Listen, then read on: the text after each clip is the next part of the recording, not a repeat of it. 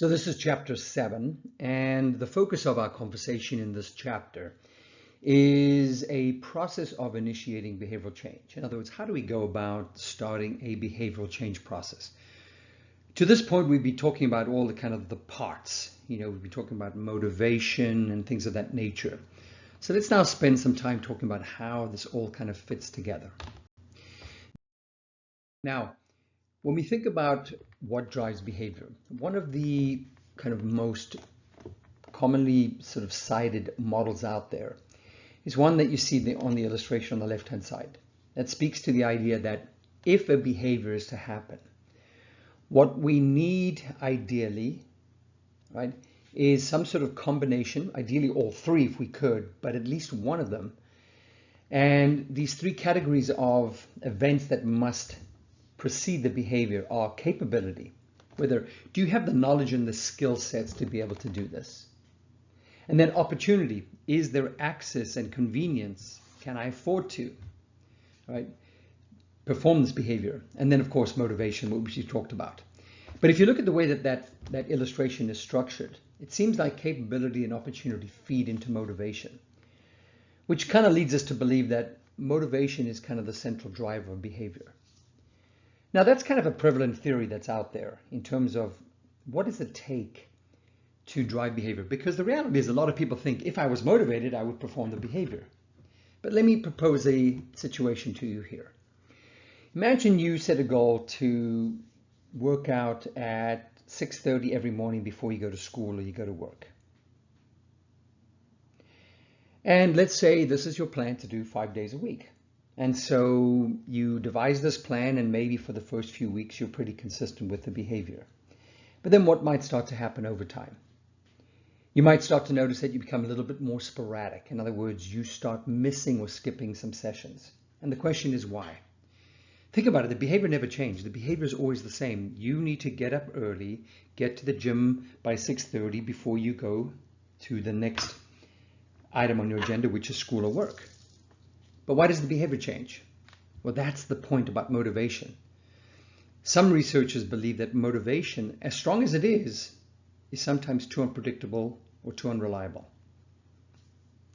So what we're going to look at is a slightly different approach. So a researcher from Stanford University, a gentleman named B.J. Fogg, has come up with his variation of this. He still recognizes how important those are. And in fact, in his model, which is you see right there, B equals MAT, talks about B being the behavior, or representing the behavior. M is motivation. A is ability. So now what he's done essentially is combined capability and opportunity and merge them into what he calls ability. So it's the capacity you have to perform the action. That's a function of your knowledge and skill sets, as well as access and convenience. And then of course he adds in there a trigger, because as we've talked about, all behavior is preceded with some sort of stimulus, all right, some prompt or cue, what he calls the trigger. So if we kind of look at how behavior is to happen, the way he looks at it is we have these combinations of motivation and ability. Now what he does is he flips it around. Rather than making motivation a driving kind of force of behavior, he looks at ability as the driving force. And so therefore that's on the x-axis, because we know how we work with graphs. We manipulate the x to affect the outcome on the y. So we call the ability, all right, the independent variable here, where we're basically working with ability to affect motivation. Now what he has created is that curved line, what he calls the behavioral activation threshold. What he means by that is, in his model, anytime you introduce a trigger, a prompt, stimulus, whatever you want to call it, there is a convergence point between the ability you have to perform that behavior and the motivation you have to perform that behavior. And if the convergence points of those two variables converge above the BAT, the behavior will take place. However, if they fall below the BAT, they won't take place. So let me give you some examples. Let's look at the illustration on the right-hand side. Let's start with number 1.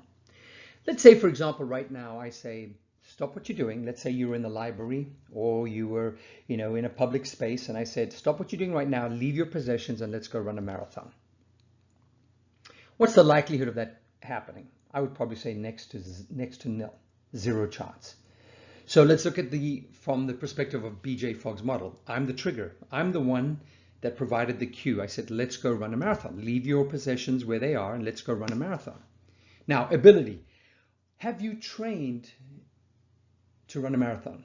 Are you currently conditioned to run a marathon? Chances are no.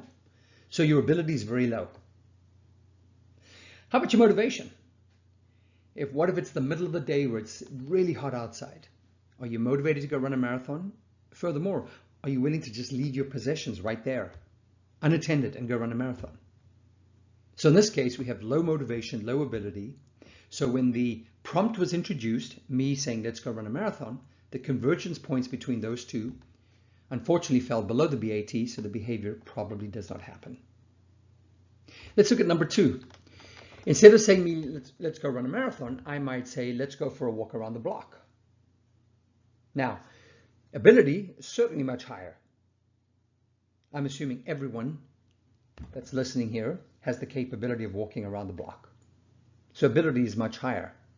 But the problem is we still don't have high motivation because I'm asking you to leave your goods unattended. No safeguards. So again, we might have high ability or higher ability, but our motivation is still low. And if the convergent points fall below the BAT, the behavior won't take place. Let's go look at number 3, for example. What if I said, let's step outside and go drive an exotic sports car? Some of you might relish the thrill of driving a sports car. So yeah, your motivation is high, but the problem is there's no access to an exotic sports car for us to drive. So the ability is very low. So once again, this behavior doesn't take place. Now recognize I'm talking about behaviors, but what I haven't mentioned, which I'm hoping you kind of gathering, is that this applies to both healthy and unhealthy behaviors.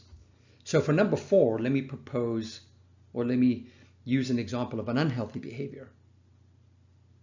What if you were sitting at home at night and you were kind of bored, just maybe, going through social media, binge watching a TV show, really in kind of a neutral state, a neutral mood, not excited, not happy, not sad, whatever, just kind of a neutral state. All of a sudden, you were presented with some sort of commercial, and the commercial showed this person eating a snack, and the snack was something they were really enjoying. You could see from the expression on their face that this was an enjoyable experience. And maybe that's a snack that you enjoy. That's a snack that historically you have a good experience with. Let's call it potato chips. And all of a sudden in your brain, triggered by that stimulus, now the TV commercial is the prompt or the cue, what BJ Fogg calls it the trigger, elicits that craving. Remember, every stimulus elicits a craving. And the craving is, in your mind, the memory, the hardwiring that potato chips are yummy and I feel it gives me a sense of satisfaction when I eat them. So all of a sudden your motivation is climbed. Your motivation to have that same experience as the person on the commercial, that not necessarily the experience, but the anticipation of the experience has elevated your levels of motivation. So now we've got to look at ability. What if you had potato chips just sitting in one of your cupboards in the kitchen? Ability is definitely high as well. Why? Because you just have to get up and walk a few paces to go grab it. So now all of a sudden we have a trigger that's been introduced, and unfortunately the convergence of motivation and ability are both very high, taking us above the BAT. So what inevitably happens? The behavior will happen. So if you think about it from this context, if we're trying to diminish a behavior, what we have to do is anytime a prompt is introduced, we have to make sure that we drop ability and motivation, their convergent points, below the BAT. So how do we do that? Well, with ability, we make things a hassle. We say make it an inconvenience, make it a hassle, not a habit. Make it complicated, make it complex, make it very difficult to access. That's what we do with ability. How about motivation? Well, unfortunately, it's hard to control motivation because it is sometimes primal. It's coming out of the subconscious part of our body, our brain that says, I want that. So what we have to do is sometimes think of the consequences. So what we need a lot of times is what we call a pause point. Rather than reacting impulsively, if you can have a moment to think of the consequences, like, is this really worth it? that might help, no guarantees, diminish that motivation that you have. And vice versa, if we're trying to implement a healthy behavior, we want to do the exact opposite. We want to make sure that we make access, convenience, the task as simple as possible, as easy as possible, so that we do what? Take ability all the way to the right-hand side, make it as high as possible. Because that increases our chances of getting above the BAT, regardless of the kind of motivation we have. So even if we're not highly motivated, if we go all the way out to the right, which I'm going to call the sweet spot, and I'll talk about that shortly, this is the easiest way to get above the BAT. And so you can kind of see from BJ Fogg's perspective, manipulating ability is the best thing to do to initiate a behavior rather than having to manipulate motivation. Because if we come back into this graph and you look at where ability is low, you're going to need a hell of a lot of motivation to get above the BAT. So the easiest thing to do is just to simplify the actions, make it accessible, convenient, break down complex tasks into simple building blocks, get ability as high as possible. Therefore, you don't need as much motivation. But we're going to go one step further. So here's the sweet spot I mentioned, all right? And we'll talk about how we can actually manipulate your behaviors to get you into that sweet spot so that we can then always get those desirable behaviors. So the sweet spot, as I mentioned, is where we simplify the tasks. We make them as easy and accessible as possible so that you don't need much motivation, but you still need some. So how are we going to get that motivation? Well, this is where he introduces his approach. It's called the ABC approach, which stands for Anchor Behavior Celebration. What he means by anchor is that he will tell you, identify a similar behavior that you're doing, that you're already doing consistently. If you remember from the previous recordings, I talked about the idea of a behavioral stage where we get to termination.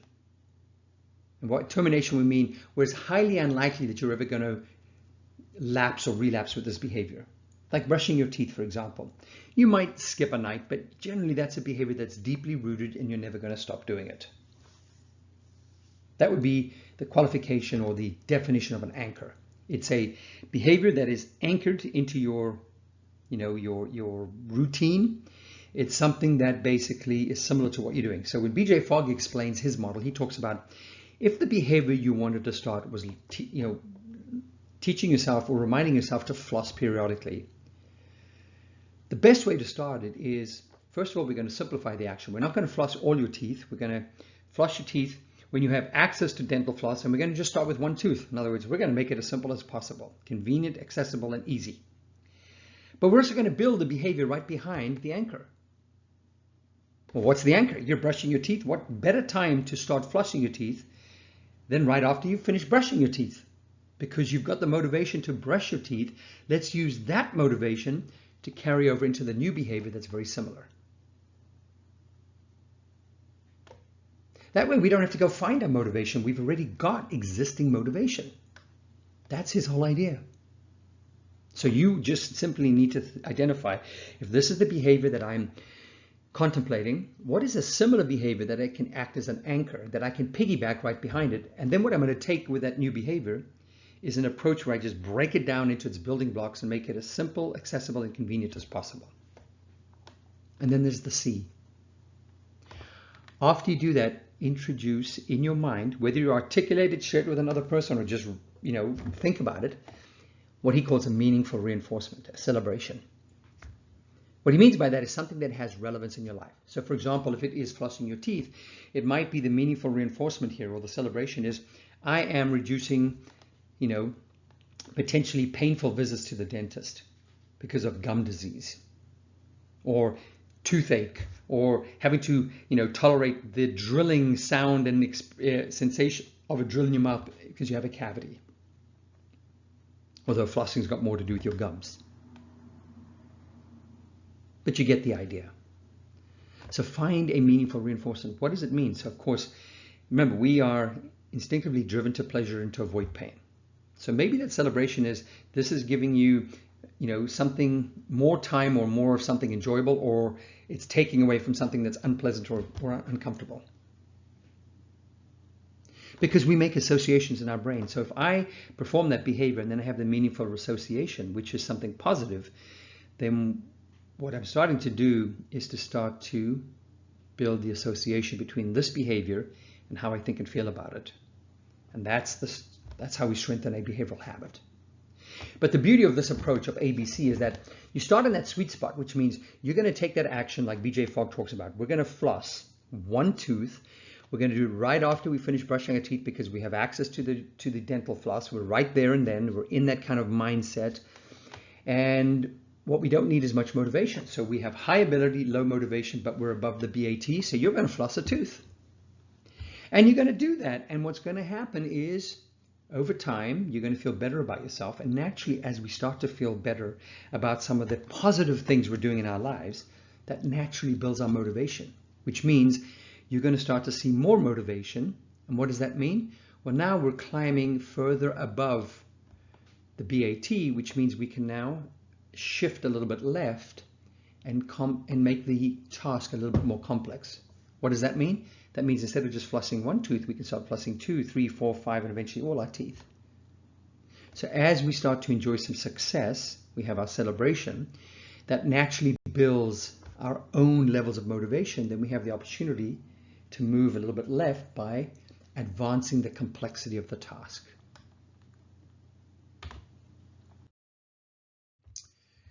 Now, here's one important caveat.